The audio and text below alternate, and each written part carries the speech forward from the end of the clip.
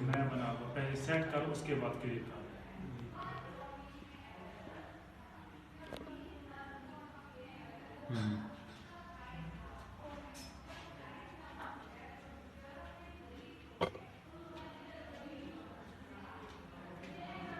हो गया? चल रहा है?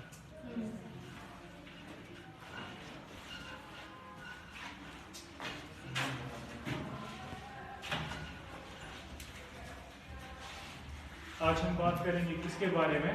एरेंज थ्योरी ऑफ, ठीक है ना? एरेंज थ्योरी क्या बोलती है? ये किसके बारे में है? Arrhenius theory, it's Arrhenius theory of rate of reaction के बारे में, ठीक है ना? रेट ऑफ रिएक्शन के बारे में, ठीक है ना? ये एरेंज थ्योरी ने एक इक्वेशन दी, उसने बोला के rate constant of any reaction is equal to p a e raise power minus e divided by r। अब हम इस इक्वेशन को क्या करेंगे? एनालाइज करेंगे। P क्या होता है, A क्या होता है, E क्या होता है, minus E divided by RT क्या होता है। ये एक एक फैक्टर्स हम नीचे पढ़ेंगे, उसके बाद इस पे क्या करेंगे? क्वेश्चंस भी करेंगे, ठीक है ना? सबसे पहले K क्या होता है? It's a rate constant. K का मतलब होता है रेट का, यहाँ पर मैंने लिखा K का मतलब होता है rate constant. It depends upon, ये rate constant of any reaction depends upon किस पे? P पे, A पे और e raise power minus E divided by RT पे, ठीक है ना? अब A क्या होता है? ये वाला A, इस A को बोलते हैं फ्रीक्वेंसी फैक्टर, ठीक है ना? और P, ये जो सामने P मैंने डाला, P को बोलते हैं प्रोबेबिलिटी फैक्टर, ठीक है? और इसके बाद e raise power minus E divided by RT, इस सारे को बोलते हैं एनर्जी फैक्टर। समझ में आया? अब पहले बात करते हैं A क्या होता है। A को मैंने क्या बोला? प्री एक्सपोनेंशियल फैक्टर या फ्रीक्वेंसी फैक्टर भी इसको बोलते हैं। व्हाट इज फ्रीक्वेंसी फैक्टर और pre exponential factor? Total number of collisions taking place in 1 second, एक सेकंड में कितने कोलिजन्स हो जाएंगे, उसको क्या बोलते हैं? A बोलते हैं उसको, या प्री एक्सपोनेंशियल फैक्टर बोलते हैं। यानी कि एक रेट की, एक रिएक्शन की रेट डिपेंड होती है किस पे? Number of collisions taking place पर सेकंड पे भी, ठीक है ना? It is also called pre exponential factor. इसको, इस A को दूसरा नाम भी बोलते हैं क्या? प्री एक्सपोनेंशियल फैक्टर भी बोलते हैं। यूनिट, इस A का यूनिट क्या होता है? सेकंड इनवर्स, क्योंकि ये आता है ना यहाँ पर डिफिनेशन में ना, आकर इन पर सेकंड का मतलब पर आ जाएगा ऊपर, ठीक है ना? इसीलिए इसका सेकंड इनवर्स का यूनिट है। समझ में आ रहा है अच्छे से? अब दूसरा फैक्टर कौन सा है? ये e raise power minus E divided by RT, इसको बोलते हैं एनर्जी फैक्टर। इसको क्या बोलते हैं? Energy factor. It represents the number of molecules having energy equal और ग्रेटर देन थ्रेशोल्ड एनर्जी।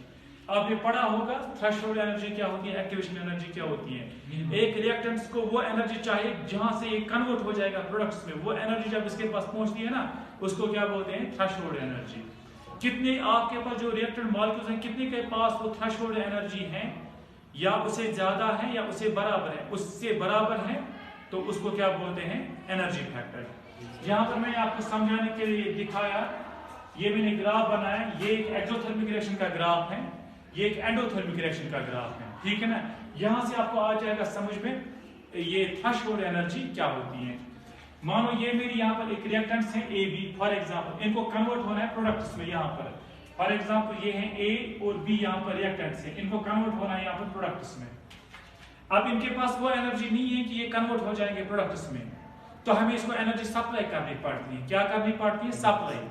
जब मैं इसको एनर्जी, यहाँ से एनर्जी क्या बढ़ रही है, जीरो एनर्जी यहाँ से बढ़ रही है एक्सिस पे, तो जब मैं इसको एनर्जी सप्लाई कर रहा हूँ, मानो ये एनर्जी पहुंच गई इसको जहां से कन्वर्ट हो जाएगा किस में? प्रोडक्ट्स में। जो एनर्जी इसको चाहिए ना, जहां से कन्वर्ट होता है, कहां से? प्रोडक्ट्स में कन्वर्ट होता है, इसी एनर्जी को बोलते हैं थ्रेशोल्ड एनर्जी। समझ में आया? तो हमारा ये एनर्जी फैक्टर क्या रिप्रेजेंट कर? It represents the number of molecules having energy equal और ग्रेटर देन थ्रेशोल्ड एनर्जी। अब देखो इतनी एनर्जी इसके पास अपनी थी रिएक्टेंट्स के पास, इतनी मुझे यहाँ से एक्सेप्ट यहाँ तक सप्लाई करनी पड़ी ना ये वाली एनर्जी, ताकि इसकी थ्रेशोल्ड एनर्जी पहुंच जाए। जितनी एनर्जी मैं सप्लाई कर रहा हूँ ताकि इसकी एनर्जी पहुंच जाए थ्रेशोल्ड एनर्जी को, उसी एनर्जी को बोलते हैं एक्टिवेशन एनर्जी। समझ में आया? उस एनर्जी को बोलते हैं एक्टिवेशन एनर्जी। अब एक्टिवेशन जब इसके पास थ्रेशोल्ड पहुंच गया, ये हो गया कन्वर्ट किसमें? प्रोडक्ट्स में। फिर प्रोडक्ट्स की एनर्जी कितनी होती है? यहाँ से सीधा परपेंडिकुलर डालते हैं, यहाँ पर जो पर वैल्यू होगा वो हमें देगा एनर्जी ऑफ प्रोडक्ट। समझ में आया? इसी तरह हमारे पास ये एंडोथर्मिक रिएक्शन है, ये मानो एनर्जी ऑफ रिएक्टेंट्स हैं, ये कन्वर्ट नहीं हो रहे हैं प्रोडक्ट्स में, हमें क्या करनी पड़ेगी, इसको एनर्जी सप्लाई करनी ताकि इसकी थ्रेशोल्ड एनर्जी पहुंच जाएगी, ठीक है ना। अब जब मैं इसको एनर्जी सप्लाई कर रहा हूं तो मानो ये एनर्जी इसकी पहुंच गई, जहां से कन्वर्ट हो जाएगा किसमें, प्रोडक्ट्स में, तो यही एनर्जी यहाँ पर क्या आती है, यहाँ पर वैल्यू होगा ना, इसी एनर्जी को बोलते हैं थ्रेशोल्ड एनर्जी। और इसको मुझे देनी कितनी पड़ी, यहाँ से यहाँ तक मुझे सप्लाई करनी पड़ी ना, इसी को बोलते हैं एक्टिवेशन एनर्जी। समझ में आया। तो ये हमें रिप्रेजेंट करता है कौन सा, एनर्जी फैक्टर। तीसरा फैक्टर यहाँ पर मैंने बोला प्रोबेबिलिटी फैक्टर, यहाँ पर ये पी, ठीक है ना, इस पी को क्या बोलते हैं, प्रोबेबिलिटी फैक्टर। ये प्रोबेबिलिटी फैक्टर पी हमें क्या रिप्रेजेंट करता है, it represents the proper orientation of molecules in 3D space, in 3 dimensional space. हमारे पास रिएक्टेंट्स हैं, देखो मैंने आपको बताया कि कोलिजन्स होती हैं दो तरह की, एक को बोलते हैं इफेक्टिव कोलिजन, दूसरे को बोलते हैं इनइफेक्टिव कोलिजन, पढ़ा है ना। इफेक्टिव कोलिजन क्या करते हैं, they bring the chemical reaction, उसकी वजह से वहां प्रोडक्ट्स बनते हैं। इनइफेक्टिव कोलिजन की वजह से कोई ये प्रोडक्ट्स नहीं बनते हैं। अब इफेक्टिव कोलिजन कब होगा, जब इनमें प्रॉपर ओरिएंटेशन होगी, है ना। जब प्रॉपर ओरिएंटेशन नहीं होगी तो इनइफेक्टिव कोलिजन हो जाएगा।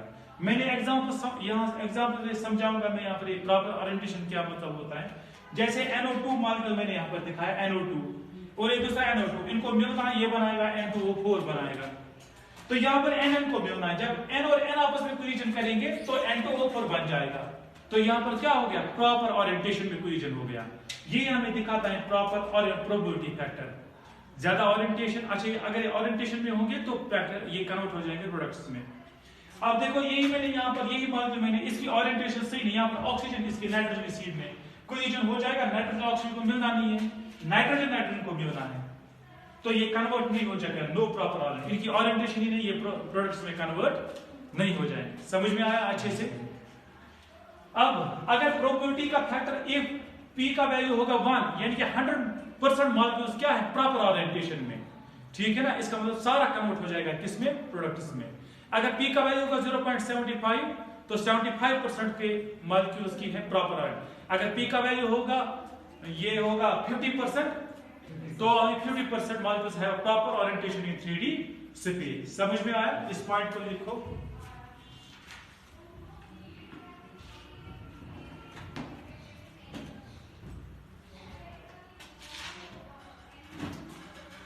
If all the molecules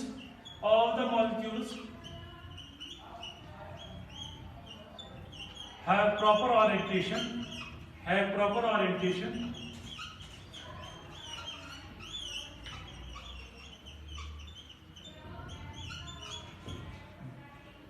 उसका मतलब क्या है, P के पर किसके बराबर है, 1 के बराबर। ये पहला case. Second, if P is equal to 0.75, if P is equal to 0.75%, इसका मतलब only 75% molecules have proper orientation. That means only 75% molecules have proper orientation.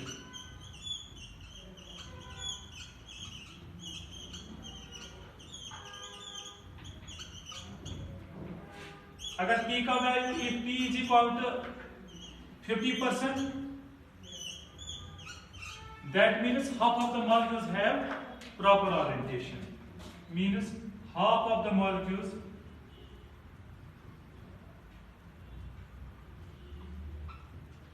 have proper orientation.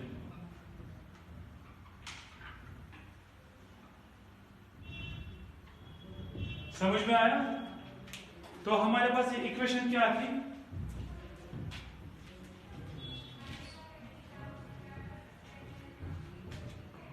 हमारे पास इक्वेशन ये है, K rate constant equal to P A e raise power minus EA divide by RT। हम क्या मान के चलते हैं, हम मानते P का वैल्यू इसमें 1 होता है कि हर किसी मॉलिक्यूल की ओरिएंटेशन 1 होती है। if P is equal to 1, if P is equal to 1, तो हमारे पास इक्वेशन क्या बनती है, K is equal to A e raise power minus EA divide by RT। तो हमारे पास ये इक्वेशन बच जाती है। अब रेट कांस्टेंट किस किस पे डिपेंड है? ए पे डिपेंड है और एनर्जी फैक्टर पे, ठीक है ना। जरा इसमें केस लिखो, पॉजिटिव केस फर्स्ट। इफ ये जो टेम्परेचर होता है, if temperature T is equal to infinity, अगर टेम्परेचर क्या हम करेंगे इन्फिनिटी, अपनी रिएक्शन वेसल का टेम्परेचर क्या करेंगे इन्फिनिटी, तो यहां पर T का वैल्यू क्या डालेंगे हम इन्फिनिटी। हम ऐसे है ना e raise power minus EA divide by R infinity. 1 by infinity किसके बराबर होता है? 1 बाय इन्फिनिटी किसके बराबर होता है? ये होमवर्क आपके निकालना। तो ये सारा किसके बराबर बन जाएगा? 0 के बराबर। अगर आप स्मार्ट हो आप बता सकते हो, तो ये बन जाएगा सारा e रेज़ पावर 0 बन जाएगा। ये क्या बन जाएगा? e raise power 0। आप देख लेना e raise power 1 divide by infinity किसके बराबर है? 0 के बराबर। तो 0 इंटू दिस ये बन जाएगा सारा 0, ठीक है ना। तो ये बन जाएगा e रेज़ पावर 0। अब यहाँ पर क्या बन गया हमारी पूरी equation? k is equal to a into e raise power 0। Anything raise power 0 is equal to, मैंने पढ़ाया है आपको, है ना। तो ये किसके बराबर होगा? 1 के बराबर। तो k किसके बराबर आया? a के बराबर। बहुत इंपॉर्टेंट 2-3 बार ये केस आया है। वो अगर हमने एक क्वेश्चन आया है नीट में, आप देखो प्रीवियस ईयर क्वेश्चन इस तरह पूछा गया। अगर हमारे पास एक रिएक्शन वेसल है, हमने उसका टेम्परेचर क्या किया इनफाइनाइट, बोलो रेट कांस्टेंट किसके बराबर होगा? वो होगा बराबर किसके? प्री एक्सपोनेंशियल फैक्टर के बराबर। समझ में आया? यानी कि all the equations are effective, all the equations are effective. इसका मतलब है जब k a के बराबर होता है that means 100% equations are effective equations. इसको लिखो यहां पर, it means that 100% equations are effective.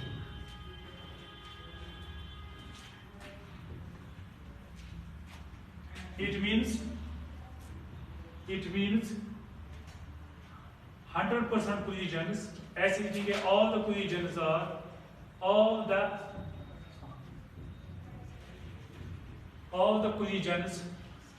effective equations.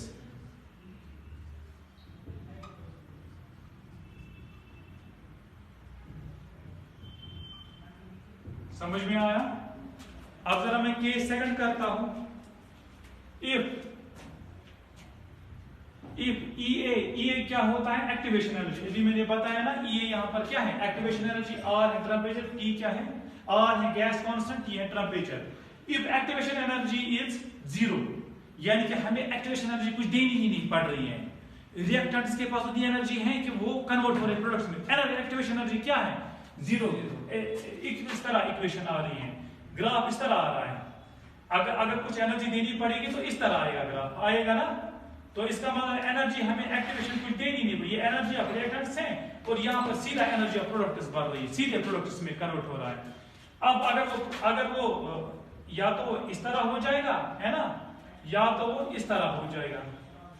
नहीं, आप यही एक केस रखो यार, अगर वो इसके पास एनर्जी होगी तो वो कन्वर्ट हो रहे हैं प्रोडक्ट्स में, इस तरह आ जाएगा, ठीक है ना। तो ये है एनर्जी ऑफ प्रोडक्ट्स, ये है एनर्जी ऑफ रिएक्टर्स। तो हमें कुछ एक्टिवेशन देनी पड़ी नहीं, इनके पास हाई एनर्जी थी। अगर एक्टिवेशन एनर्जी किसके बराबर है? 0 के बराबर, तो रेट कांस्टेंट किसके बराबर आ जाएगा? शाबाश। तो हम लिखेंगे k is equal to a e raise power. ये भी इंपॉर्टेंट केस, ये भी पूछा गया। 2 केस मैंने बताया ना, 2 बार नीट में पूछा गया। क्वेश्चन लगा था, खतरनाक क्वेश्चन है, लेकिन क्वेश्चन बहुत आसान था।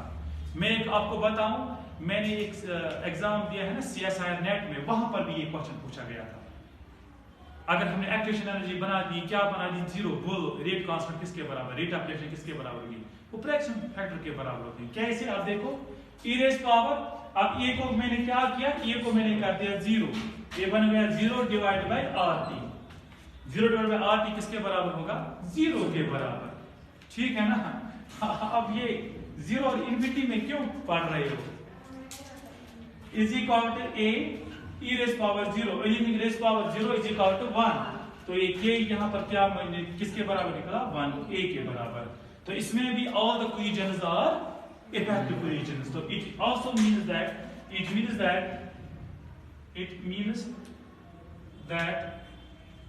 all the equations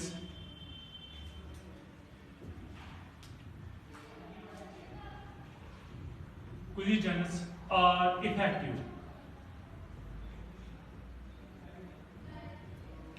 समझ में आ रहा है अच्छे से?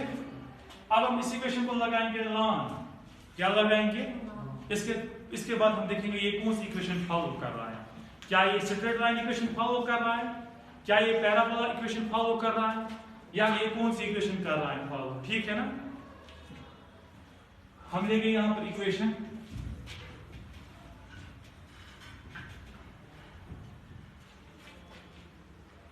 ये वाली इक्वेशन इसको ln, ये वाली इक्वेशन इसको ln दे देंगे। ठीक है ना? तो ये बन गया ln k is equal to ln, अब इसको दिया a e raise power minus e a divide by r t। ठीक है? तो ये क्या बन गया हमारा ln k is equal to, ये क्या फॉर्मूला बन गया ln m इंटू n बन गया ना, ये a है हमारा m, ये e रेज़ पावर ये हो गया n, ये बन गया ना ln m इंटू n। मैंने आपको बताया है ln m इंटू n वो बराबर होता है ln m plus ln n के बराबर होता है ना। तो ये क्या बन गया हमारा ln a plus ln e raise power minus e a divide by r t। समझ में आया?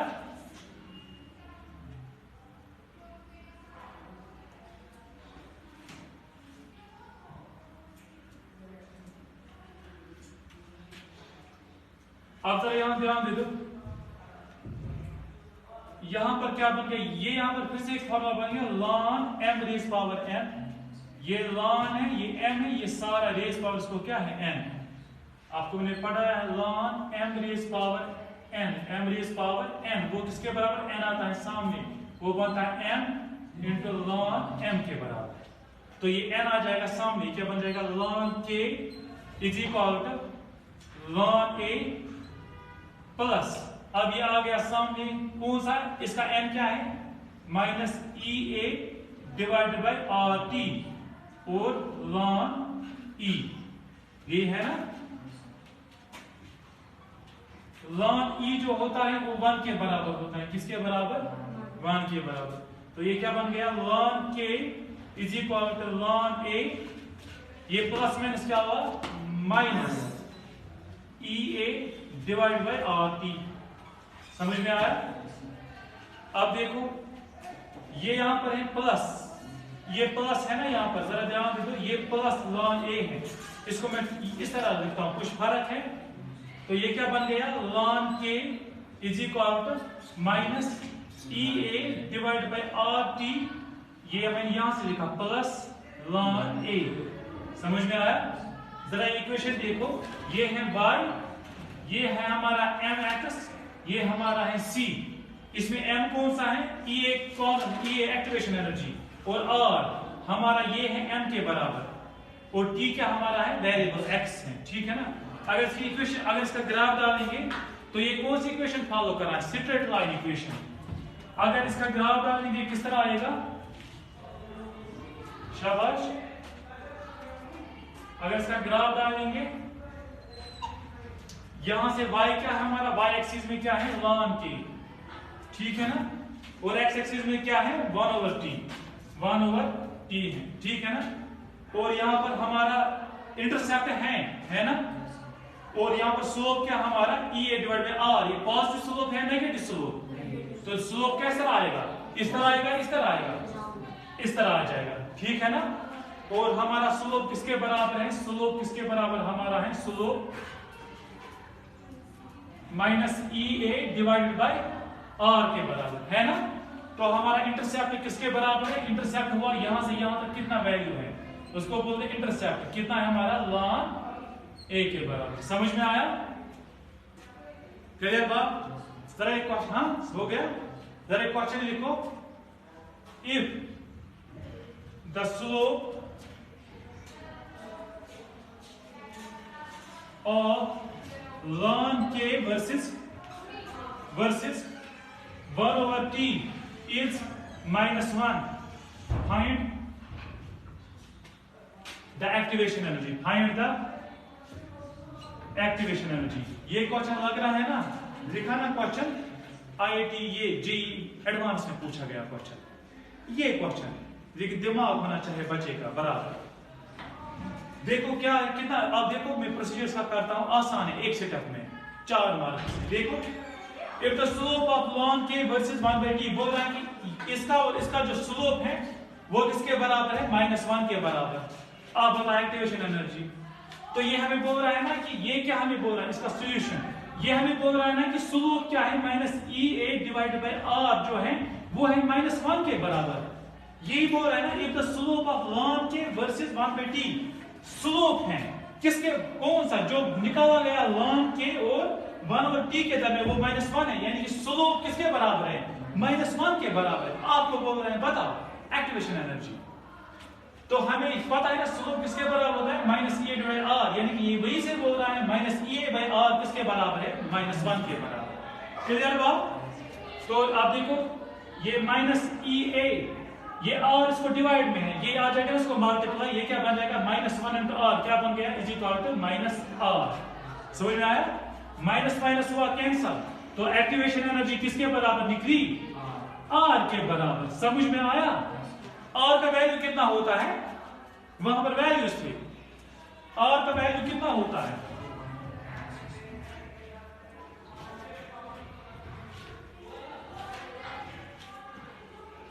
r का वैल्यू होता है 8.13 जूल पर केल्विन मोल। r का वैल्यू होता है 2 कैलोरी पर केल्विन मोल। r का वैल्यू होता है 0.032। इससे मुझे थोड़ा डाउट है, आपको चेक करना है r की वैल्यू, वो होता है बराबर लीटर पर केल्विन मोल के बराबर। ये 3 वैल्यूज हैं, ठीक है ना। वहां पर उसने एक वैल्यू डाला था 8.314 है, शायद 8.314 है, 8.314 है यहाँ पर प्रोबेबली। आप इसको वैल्यूज को चेक कर लेना, क्योंकि हर किसी गूगल से भी मिल जाएंगे, किताबों पे वैल्यूज मुझे एग्जैक्टली यहाँ पर याद नहीं, मगर होंगे लगभग यही। ये r के 3 वैल्यूज हैं, उसने ऑप्शन में डाले थे यही 3 वैल्यूज, दिस और दिस और दिस। तो जिसको पता था ये वाली चीज उसने कर पाया, ठीक है ना। अब हम कल क्या करेंगे, हम इसी क्वेश्चन को दूसरे इसमें करेंगे, कंटिन्यू करेंगे, ठीक है ना। तो हम उसमें लगाएंगे अब लॉग का वैल्यू निकालेंगे। क्लियर बात, इसको लॉग लगा के फिर